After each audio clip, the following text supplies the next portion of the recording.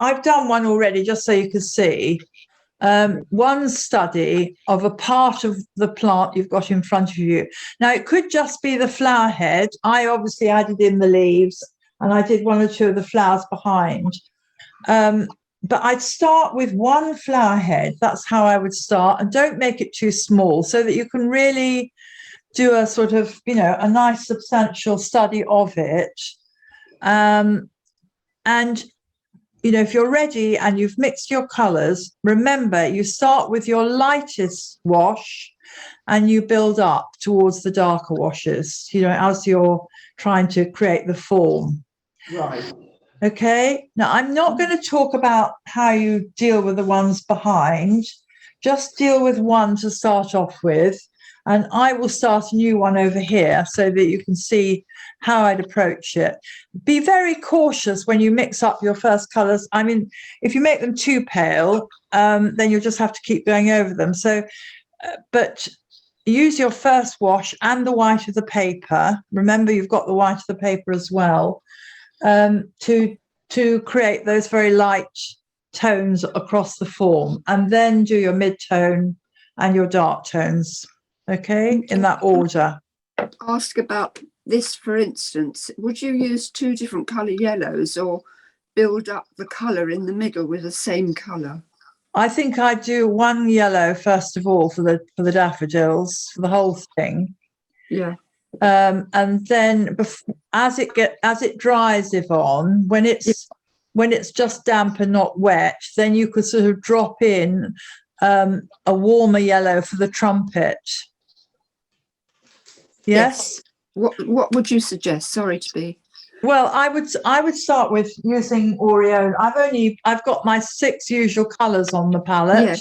Yes, I've got the Aureolin. Yeah, Aureolin, and you maybe put a tiny weeny touch of the gamboge in it just to warm it up a bit. Otherwise, it's quite acidic. Thank you very much. That's helpful. Yeah, start with that. Yes. Yeah.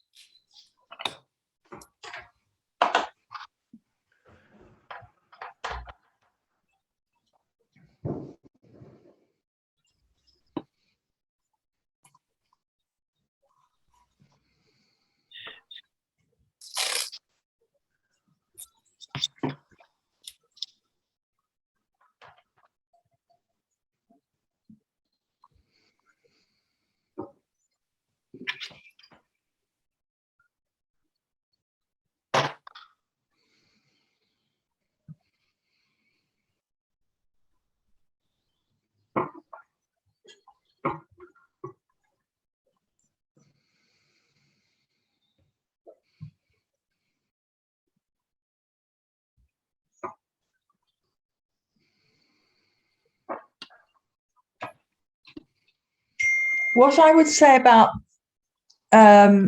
well, the primulas, I've got leaves, you know, the back of the base where the petals are growing out of is these small green leaves, and I'm going to have to do those before I do the detail on the flowers, because the flowers are still very wet. And what I feel is important with the greens is that you don't, you try and keep the greens quite clean if possible. I would use aureolin yellow and Prussian blue. And if you're going to add anything in at all, be very, very careful. It's a minute amount of, I don't know, some gamboge or raw sienna I would use to warm up the green a bit, but don't, be very careful about the quantity. Why I'm saying this is because I'm about to put in the petals here at the, or leaves here at the back of this little flower. The flower itself is still wet, so obviously when I go up to it, I've got to be careful not to touch it, because if I do, obviously the yellow and the green will mix together, and I don't particularly want that happening. So I'm using the, you know, my brush quite carefully and not too much paint. And just observe how it grows, you know, what happens to the base of the leaf, how it narrows as it goes into the stem. And the stem will come out here, but I'll leave that for the minute.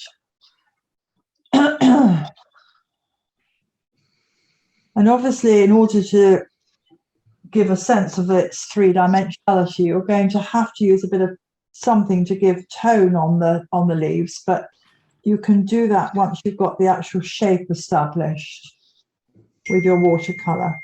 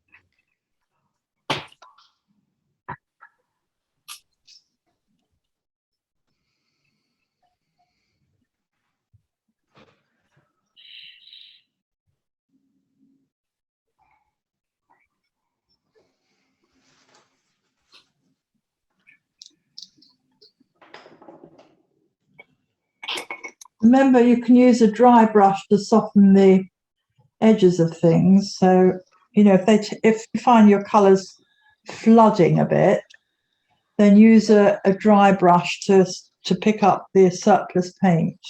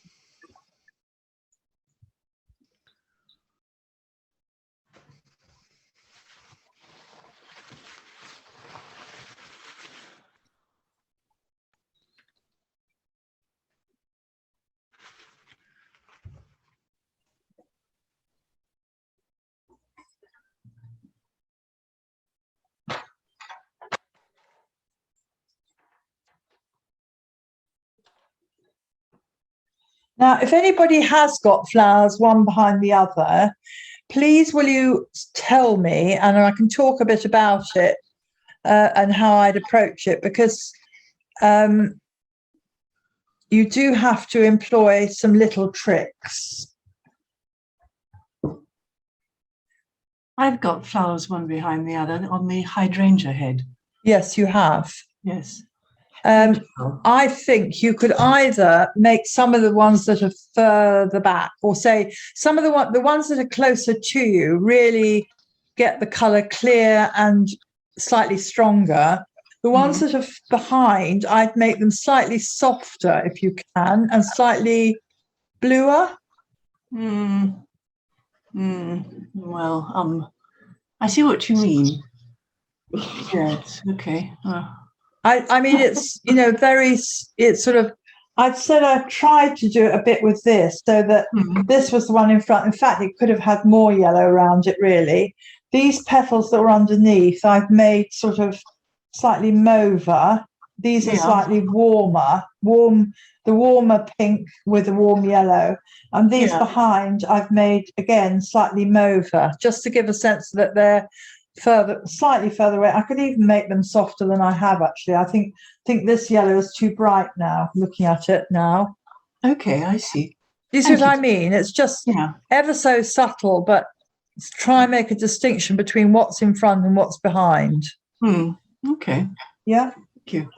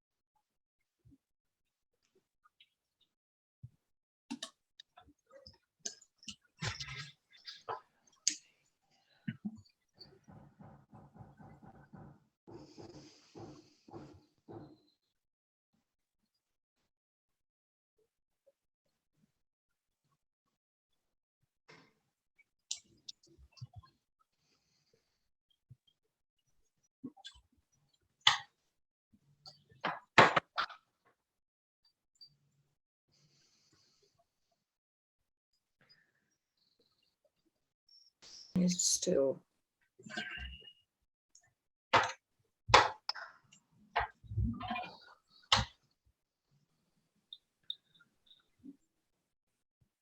What's the name of that philosopher? Begins with H.